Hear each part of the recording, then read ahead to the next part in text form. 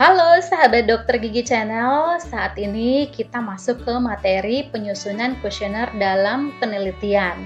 Nah, ini masih masuk di modul metode penelitian dan statistika kesehatan dasar di program studi pendidikan Dokter Gigi Fakultas Kedokteran Universitas Samratulangi. Jadi materi ini akan diberikan oleh 4 dosen dan salah satunya saya akan menjelaskan di permukaan dasarnya saja ya. Jadi kalau dalam suatu penelitian, kuesioner itu memiliki peranan yang sangat penting. Ini merupakan salah satu instrumen ya yang sangat penting. Karena tanpa instrumen penelitian yang salah satunya adalah kuesioner, untuk mengumpulkan data itu bagaimana ya? Kita nggak bisa melakukan penelitian kalau tidak ada instrumen penelitian, misalnya kuesioner ini. Nah, kuesioner ini merupakan daftar pertanyaan yang tersusun dengan baik dan digunakan untuk mengumpulkan data penelitian. Nah, kalau misalnya tidak ada data, bagaimana kita mau melakukan penelitian? Jadi data ini penting dan salah satu alat untuk mengumpulkan data yaitu kuesioner yang berisi daftar pertanyaan. Jadi menyebarkan kuesioner ini baik secara online ataupun langsung ya, itu merupakan suatu teknik pengumpulan data yang sangat lazim digunakan. Jadi ini berisi daftar pertanyaan penelitian yang sudah disusun baik ya, dan harus dijawab oleh responden untuk mendapatkan data penelitian. Nah, sahabat Dokter Gigi Channel, tujuan penyusunan kuesioner ini adalah yang sudah disebutkan tadi, yaitu sebagai alat untuk memperoleh data yang sesuai dengan tujuan penelitian ya. Jadi membuat kuesioner itu mungkin bagi banyak orang terkesan mudah ya, tetapi sesungguhnya kalau mau buat kuesioner yang efektif itu cukup rumit. Dan selain itu dibutuhkan waktu dan proses yang tidak sebentar untuk menyebarkan kuesioner kepada responden. Nah, kuesioner itu harus relevan dengan tujuan penelitian kita. Jadi, kuesioner yang satu tidak bisa dipakai untuk penelitian yang lain karena misalnya beda tujuan penelitian. Dan kuesioner itu harus sesuai dengan masalah yang diteliti. Dan sebaiknya kuesioner mudah ditanyakan kepada responden, mudah dijawab, jangan kalimatnya berbelit-belit atau mengandung kata yang sukar dimengerti oleh responden sehingga responden susah untuk menjawab pertanyaannya. Dan sebaiknya kuesioner itu nanti datanya yang didapat itu mudah diolah.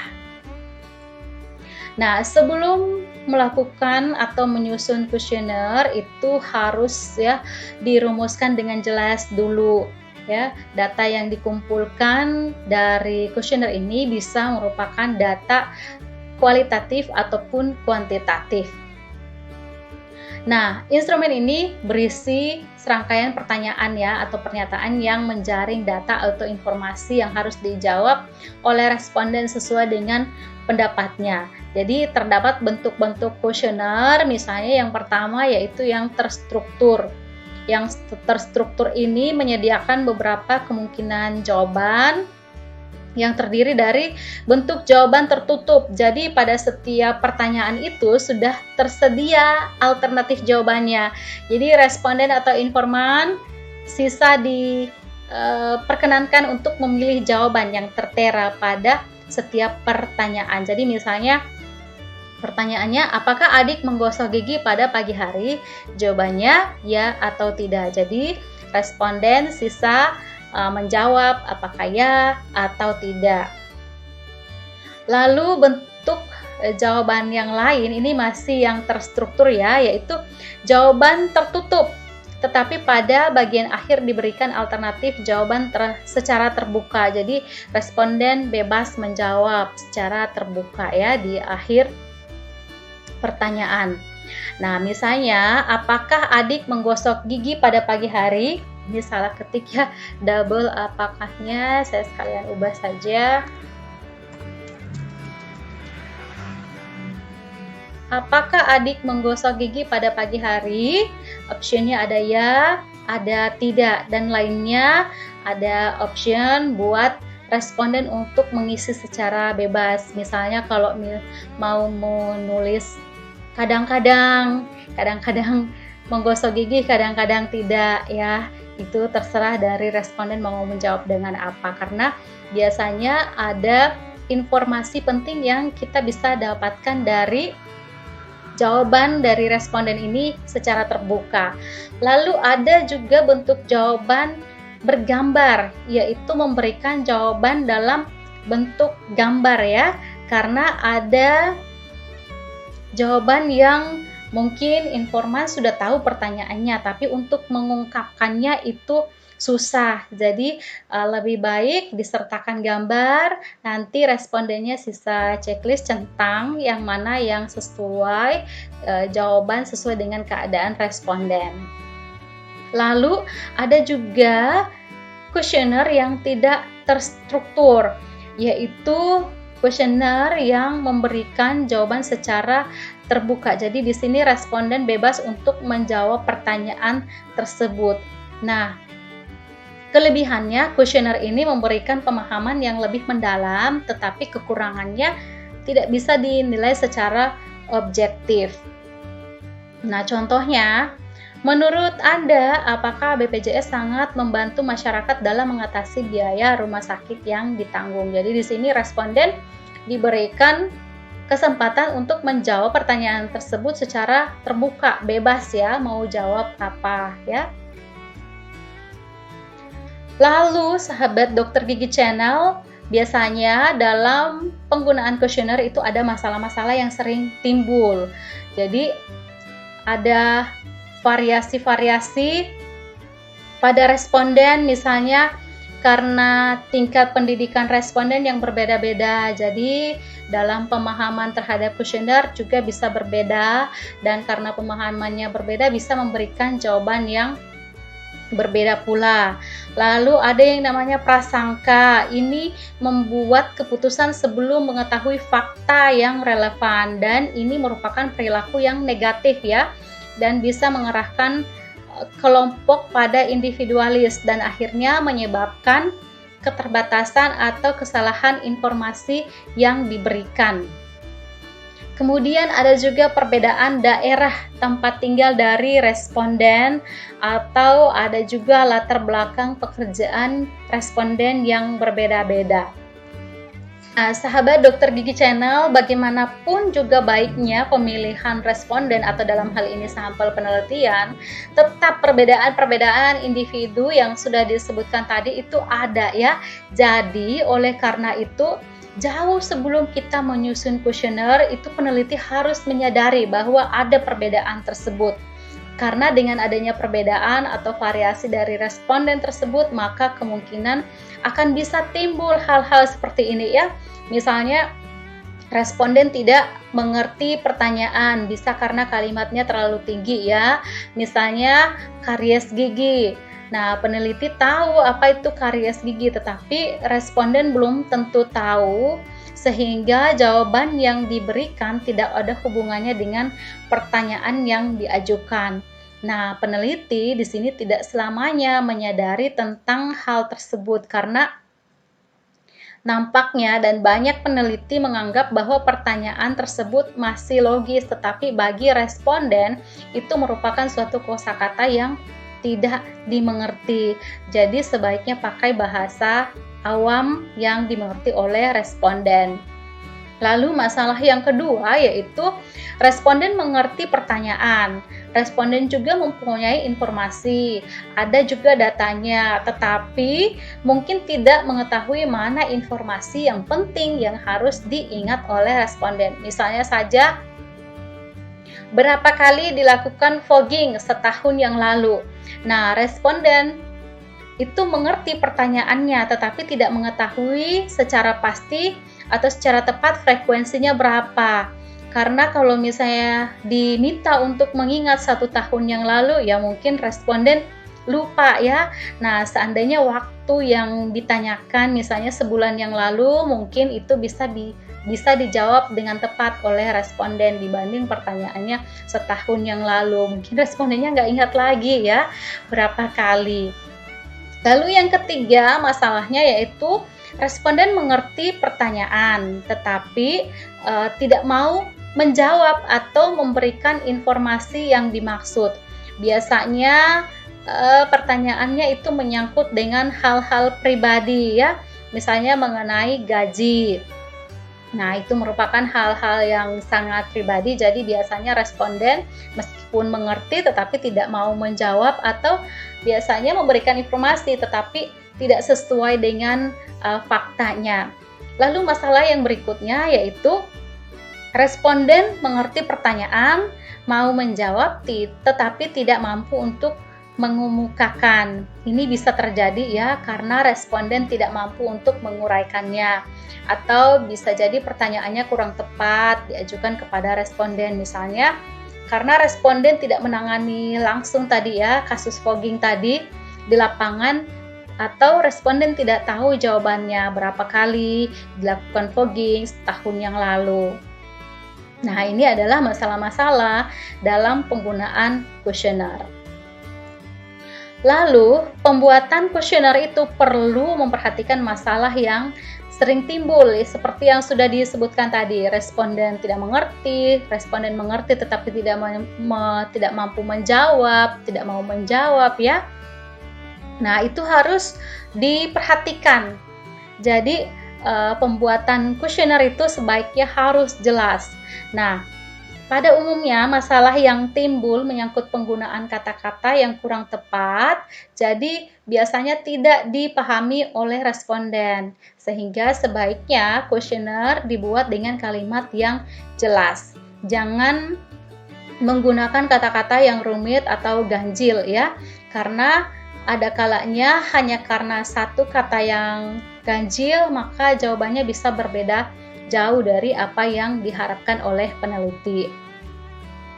Lalu jangan sampai juga terdapat pertanyaan yang mengacu pada jawaban sebelumnya tetapi tidak menyebutkan secara jelas yang mana. Misalnya ada pertanyaan berdasarkan jawaban dari pertanyaan sebelumnya, padahal pertanyaan sebelumnya itu ada banyak ya.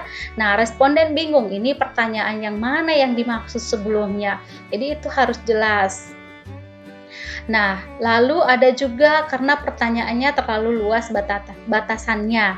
Misalnya ya, berapa kali adik merasakan sakit gigi dalam 1 tahun terakhir? Ya, biasanya kalau sudah 1 tahun, sudah lupa ya berapa kali sakit gigi. Jadi, mungkin diberikan batasan rentang waktu berapa lama, kalau boleh 1 bulan atau 3 bulan, supaya responden tidak jauh-jauh mengingat ya. 1 tahun itu cukup lama untuk mengingat dan setengah mati ya untuk mengingat hal-hal yang sudah lewat cukup lama. Lalu prinsip pembuatan kuesioner yang kedua selain jelas itu sebaiknya bisa membantu ingatan responden. Jadi pertanyaannya harus dibuat sedemikian rupa sehingga bisa memudahkan responden untuk mengingat kembali hal-hal yang diperlukan untuk menjawab suatu pertanyaan. Lalu kita membuat kuesioner itu bisa membuat responden untuk bersedia menjawab pertanyaan, karena bagaimanapun baiknya suatu kuesioner, tetapi kalau misalnya responden tidak mau atau menolak untuk memberikan jawaban, itu tidak ada artinya ya. Dan hal ini bisa saja terjadi karena susunan pertanyaan ataupun kata-katanya kurang tepat. Jadi usahakan jangan menanyakan hal-hal yang sulit atau bersifat sangat pribadi pada permulaan daftar pertanyaan. Lalu prinsip pembuatan kuesioner yang berikutnya yaitu menghindari bias. Jadi kadang-kadang responden itu mengetahui jawaban yang sebenarnya ya dari suatu pertanyaan, tetapi mereka menolak untuk memberi jawaban. Nah, paling sering itu kalau ditanya soal penghasilan, mereka itu tidak mau menjawab secara tepat. Jadi oleh sebab itu itu kalau misalnya mau menanyakan income, penghasilan, ataukah pengeluaran, sebaiknya jangan ditanyakan jumlah tepatnya, tetapi diberikan range dari berapa sampai berapa ya. Lalu prinsip pembuatan kuesioner yang berikutnya yaitu mudah mengutarakan. Nah, dalam banyak hal responden itu mengetahui jawabannya, tetapi ada juga yang mengalami kesulitan dalam mengutarakan. Nah, dengan bantuan gambar, biasanya responden cukup hanya menunjuk jawaban mana yang dimaksud, daripada harus menerangkan dengan kata-kata yang sulit. Jadi itu bisa dipakai gambar. Nah, untuk menyiapkan kuesioner, kita perlu prosedur. Antara lain kita harus menentukan dulu tujuan penelitian kita apa ya. Misalnya saja untuk mengetahui gambaran pengetahuan pemeliharaan kesehatan gigi dan mulut siswa SD bla bla bla. Lalu kita menentukan informasi atau data atau variabel yang akan kita teliti. Dari sumber mana data tersebut akan diperoleh. Jadi misalnya tadi judul pengetahuan pemeliharaan kesehatan gigi dan mulut siswa SD bla bla bla. Berarti data yang akan kita teliti yaitu pengetahuan pemeliharaan kesehatan gigi dan mulut. Nah, sumbernya yaitu siswa SD bla bla bla. Lalu setelah itu kita buat daftar pertanyaan ya, dari yang pokok yang diperlukan. Setelah itu, setelah ada daftar pertanyaan, kita posisikan diri dalam posisi orang-orang yang akan menjawab kuesioner. Kita jawab sendiri ya. Kira-kira ini pertanyaan bisa nggak ya dijawab oleh responden saya yang seorang anak SD. Jadi kalimatnya, kata-katanya disusun secara jelas, jangan menggunakan bahasa yang mungkin tidak dimengerti oleh anak SD. Lalu kita perlu untuk menentukan urutan topiknya, mana pertanyaan yang mesti ditaruh di awal, mana yang sebagai penutup. Lalu prosedur menyiapkan kuesioner berikutnya yaitu mengurutkan topik atau item. Kemudian kita menentukan tipe pertanyaan yang harus digunakan untuk memperoleh data yang dikehendaki. Apakah kita menggunakan multiple choice, pertanyaan terbuka, atau bisa dengan checklist. Nah, untuk penelitian kualitatif ya, informasi yang ingin didapatkan itu mayoritas kebanyakan adalah informasi yang mendalam. Jadi kuesioner yang diperlukan itu kuesioner yang bisa mengeksplorasi jawaban. Jadi pertanyaannya terbuka supaya responden bebas untuk menjawab pertanyaan dari kuesioner tersebut. Nah, sedangkan untuk penelitian kuantitatif, informasi yang ingin didapatkan itu kebanyakan informasi yang menyebar. Jadi jumlah responden yang dibutuhkan cukup besar dan pertanyaan dalam kuesioner itu sebaiknya dirancang agar cepat dan mudah dijawab oleh responden. Lalu setelah menentukan kira-kira pertanyaan apa yang akan digunakan, baru kita tuliskan susunan kata-kata untuk tiap pertanyaan. Jadi pertanyaan ini harus ditulis dengan jelas agar mudah diketahui apakah pertanyaan tersebut berisi satu elemen atau lebih serta hubungannya dengan pertanyaan sebelumnya. Jadi penulisan pertanyaan ini biasanya diperbaiki ya berkali-kali sampai susunan kata-katanya baik dan urutan pertanyaannya benar-benar telah sesuai dengan tujuan penelitian. Nah, setelah penulisan pertanyaan selesai, kita tentukan formatnya. Jadi sediakan ruang yang cukup untuk jawabannya ya. Dan kalau ada pertanyaan multiple choice ataupun checklist harus sudah disiapkan kemungkinan jawabannya ABCD apa saja. Lalu setelah itu kalau format kuesioner sudah selesai, termasuk di dalamnya pertanyaan ya yang telah disusun dan jawaban yang sudah yang diperlukan, itu pasti ada kemungkinan masih terdapat kejanggalan-kejanggalan baik kata-katanya maupun susunannya. Misalnya pertanyaan yang di awal harusnya di akhir, yang di akhir seharusnya di awal. Nah, jadi kalau format ini sudah selesai, kita mesti teliti kembali ya. Dan kalau misalnya ada yang salah, kita harus memperbaiki. Lalu kalau misalnya sudah yakin semuanya sudah benar, sesuai dengan yang kita maksud, kita tempatkan lagi, posisikan diri kita sebagai responden. Nah, bisakah kita menjawab pertanyaan tersebut? Apakah mudah dibaca, penampilan kuesionernya bagaimana, lalu bahasanya wajar atau tidak, dan kita harus menghitung waktu yang diperlukan untuk menjawab kuesioner tersebut. Nah, kalau misalnya terlalu lama ini kita menjawab pertanyaannya, jadi kita mesti pikirkan kembali pertanyaan ini apakah bisa dihilangkan atau dengan pertanyaan yang diganti dengan pertanyaan yang lain.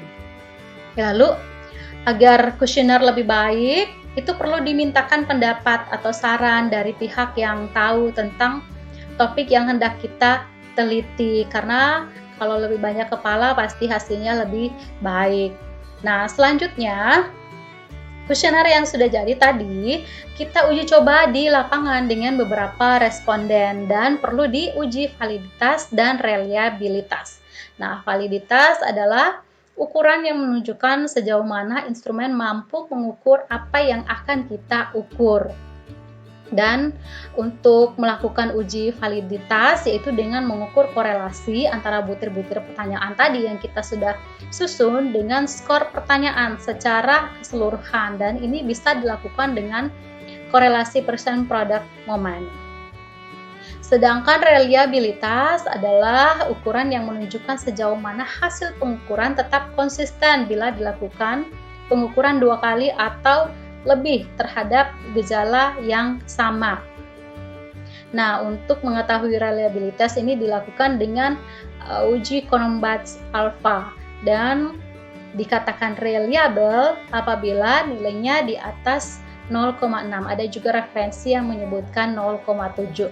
Nah, untuk uji validitas dan reliabilitas ini akan dibahas secara terpisah ya, ada nanti topiknya tersendiri, jadi di sini hanya diberikan yang dasar-dasarnya, permukaannya saja, bahwa suatu kuesioner itu harus melewati uji validitas dan juga reliabilitas.